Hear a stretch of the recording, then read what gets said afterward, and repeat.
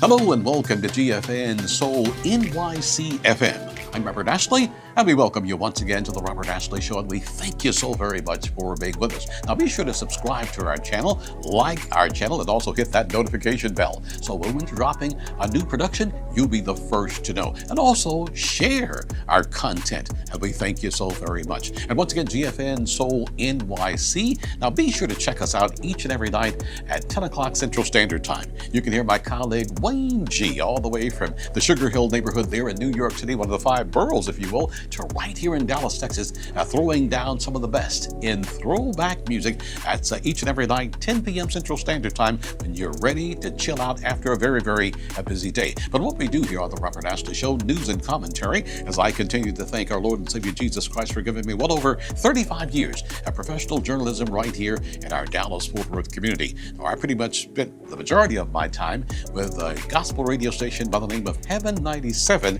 That's no longer on the air. It was bought by the Black Information Network, and now it's pretty much a 24-hour all-news station. But we thank God for giving us a 30-year or more stint right here in our Dallas-Fort Worth community. But our focus today is on the Democratic National Convention that's been underway in Chicago, Illinois.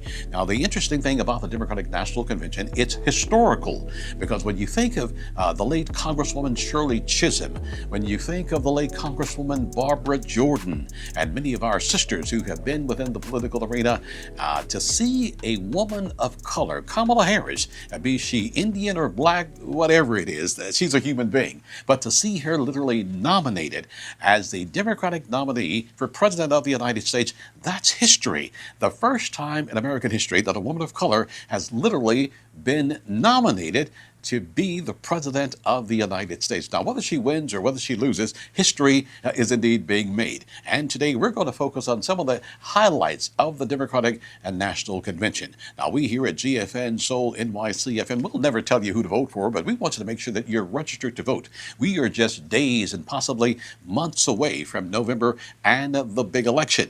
And as former President Barack Obama said during his speech at the Democratic National Convention, this is going to be a tight race. A tight race. So that means each and every vote will count. Now, if you are voting Democratic or if you're voting Republican, either way it goes, continue to get out there and vote. And we thank you so very much for being involved in the political process. And that's what's most interesting here in the United States. Now, some people have said that this particular election here is perhaps the most important election that we'll have as Americans, and that it'll determine the direction of our country. Some say whether or not we'll veer to the extreme left, or some say whether we'll veer to the extreme right, but there are those who want to try to take us right down the middle so that we can peacefully coexist regardless to who is in office. Now, as an African-American journalist who have covered politics for many, many years, I can recall there have been many who have gone on to be with the Lord, saying that we need black folks in the Democratic Party as well as in the Republican Party. As it stands right now, 90 to 85% of the black vote votes Democratic, whereas that little 15 to maybe less than 20% remaining going to the Republican Party. But there has been an increase in the number of black folks who have been interested in the Republican Party, and that's political expedience, as we call it. You got to have somebody at the table. Now, take, for example, if Kamala Harris gets in and becomes the next President of the United States, we know that the NAACP and all these other civil rights organizations are supporting her. So the black agenda, if there is one, will indeed be possibly heard and seen. Now, if Donald Trump gets in, we have to be concerned about the number of black folks who have supported President Trump. Is there a black agenda? But back in the day, the Congressional Black Caucus, when there were black Democrats and black Republicans working together, they said, as long as there's a black agenda and somebody black at the table to be able to have a say, that's what's most important. And right now, it seems like Black America has reached a level of political sophistication where they can deal with being at the table, be it Republican or be it Democrat. And that's the most important thing.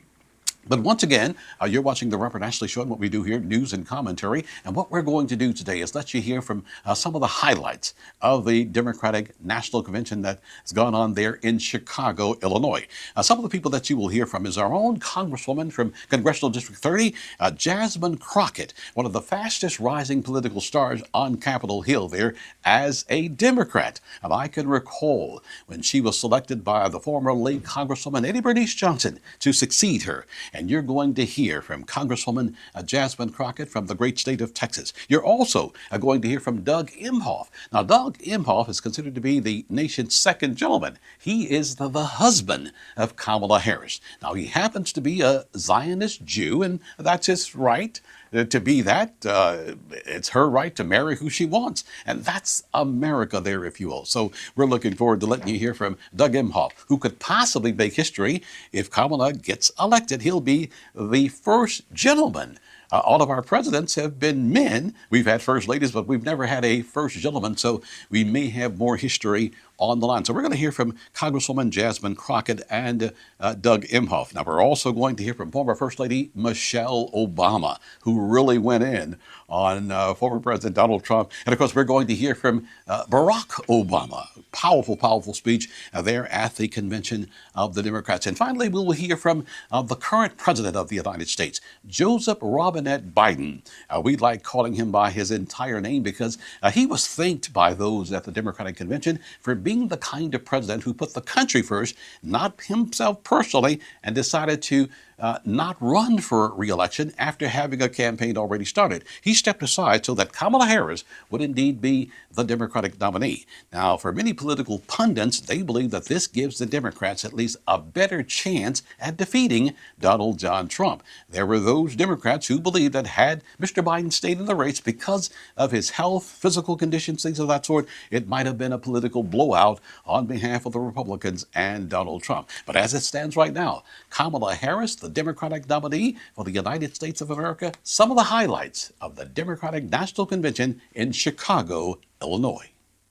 Good evening, good evening.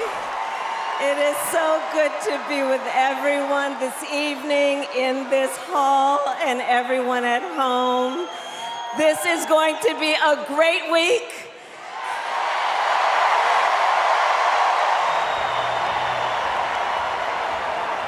Thank you. Thank you so much.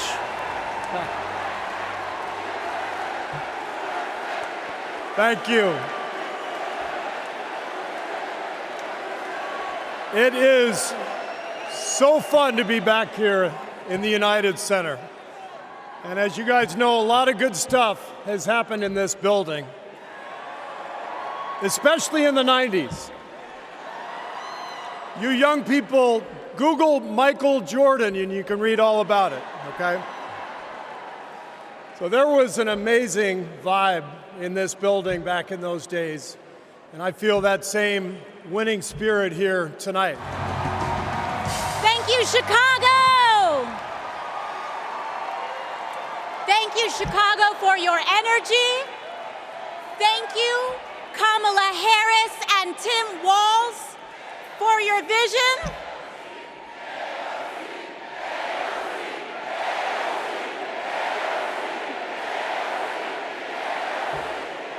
Thank you.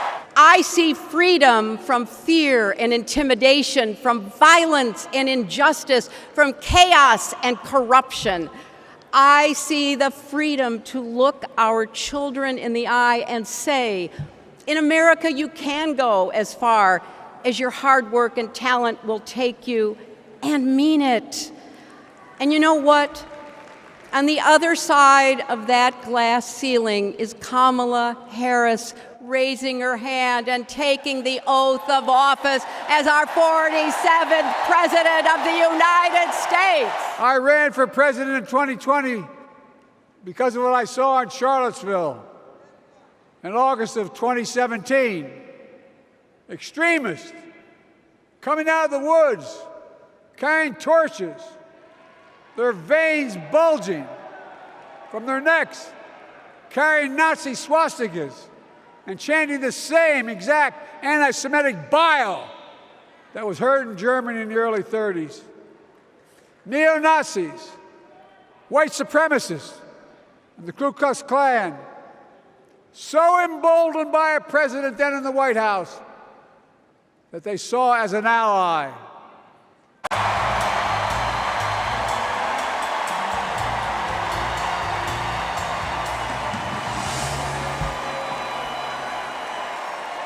Well, good evening, America!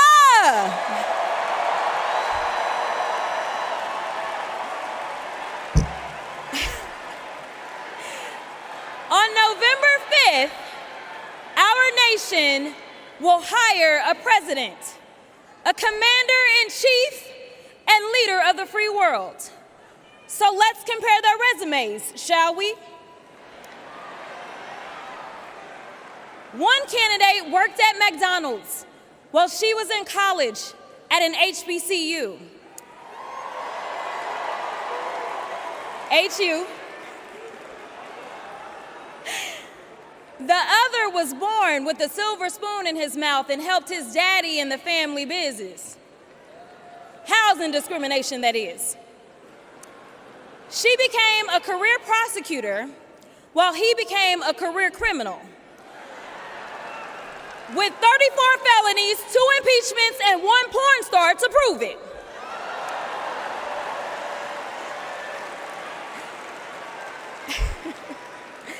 Her entire career as an elected district attorney, attorney general, and senator, she's always worked for one client, the people. Meanwhile, he's a 78-year-old, lifelong predator, fraudster, and cheat, known for inciting violent mobs. Listen, y'all, he's only looked out for one person, himself. As women are dying, he is bragging about overturning Roe. And y'all know I come from Texas. And right now in Texas, come on, Texas. But right now in Texas, they want to institute the death penalty. That is a problem.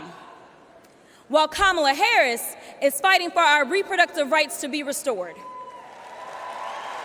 My goodness, what powerful speeches we have heard from the Democrats. Once again, Congresswoman Jasmine Crockett, congressional representative and Congressional District 30 right here in Dallas, Texas, and also Doug Imhoff, the husband of the Democratic nominee Kamala Harris, and also former First Lady Michelle Obama, Barack Obama, our former president, and of course, Joseph Robinette Biden. Well, once again, we just continue to encourage you to make sure that you're registered to vote. Now, if you have moved or whatever has happened, make sure, check in with your local county registrar of voters.